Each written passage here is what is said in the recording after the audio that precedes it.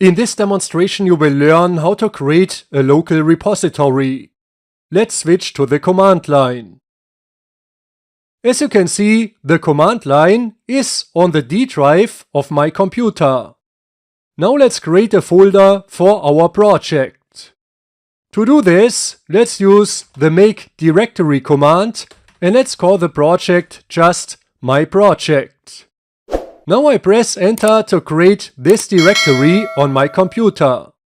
Now let's use the cd command to change directories and let's go into that new my project directory. Let's also open that directory in File Explorer. So I type here Explorer and a dot for the current directory and now let's hit enter. This brings up File Explorer with this my project folder that we just created. As you can see, this folder is empty. Now let me move File Explorer to the left side of my screen and the command line to the right side. In the command line I type CLS to clear the screen. Now we have our my project folder and the next step is to create a new Git repository in this folder. To do this, you use the git init command. This command will initialize an empty Git repository. Let's hit enter and you can see it says here initialized empty Git repository in d myproject.git.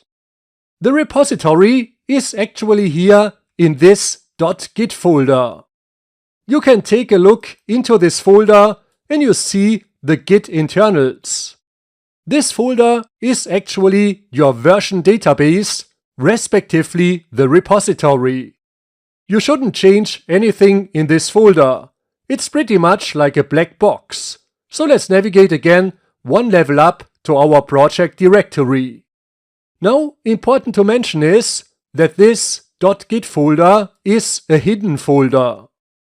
You can see it in my File Explorer because I have turned on the option to show hidden files and folders.